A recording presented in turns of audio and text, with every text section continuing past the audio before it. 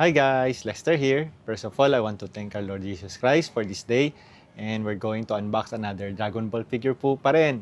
At marami po tayong Dragon Ball kasi na i-display. So, mag-unbox po tayo ulit.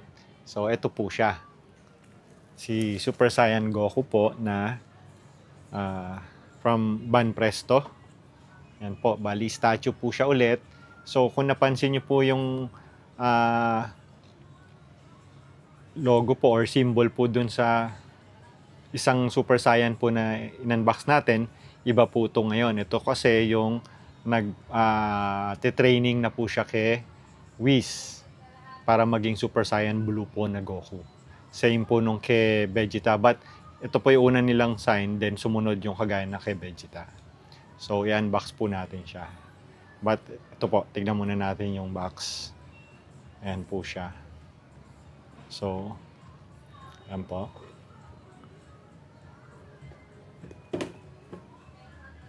Yan po yung ilalim. And yung kabilang side po. Yan. Sige po, unbox na po natin. Yan po, unbox na natin siya.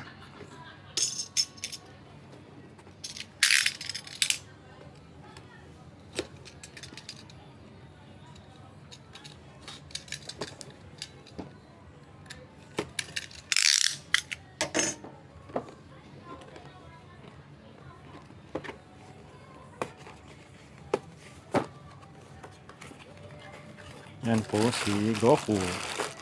Yan. Same po nung isang Goku na in-unbox po natin. Separate po siya dun sa plastic. So, hindi po siya buo. Nakahiwa-hiwalay po siya. So, bubuin na lang po natin siya. Yan po. Yan. Bali, ganyan po ang itsura niya pagka labas niya sa box. Naka-sealed pa po siya. So, di-display na po natin kasi kailangan po natin ng display.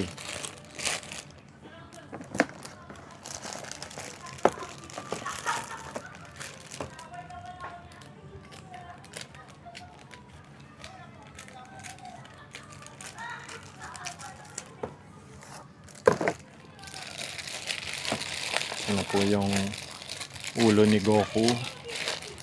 Tapos, yung stand na nilalagay po sa paa niya para tumayo po siya. Kasi wala po siyang stand gaya nung isa na mayroong stand po na parang stone po na stand. Siya ito lang po. Yan. So naka-fighting stand din po siya.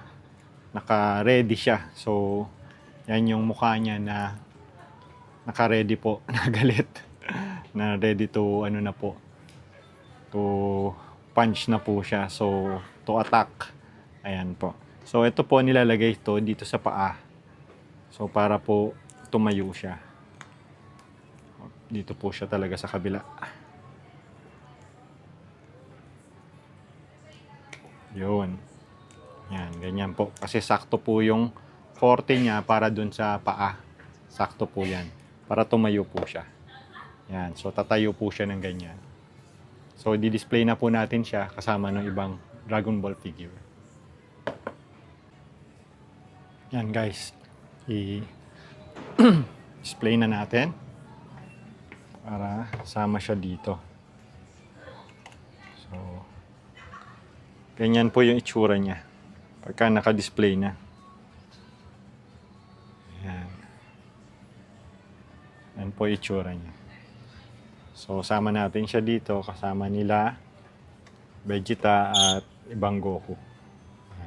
So guys, ito yung sinasabi ko, iba yung nakasulat dito. Sa ordinary yung dating nakasulat sa uniform ni Goku. Kasi dito yung, ito na kasi nga nag-ano na siya. Nagte-training na siya kay Whis.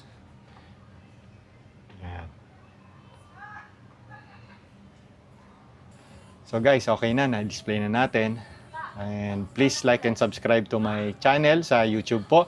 And also, follow me on Facebook sa WRC Toys Facebook page. And also sa TikTok po, WRC and Ice Lester. Thank you for watching po. Bye-bye po.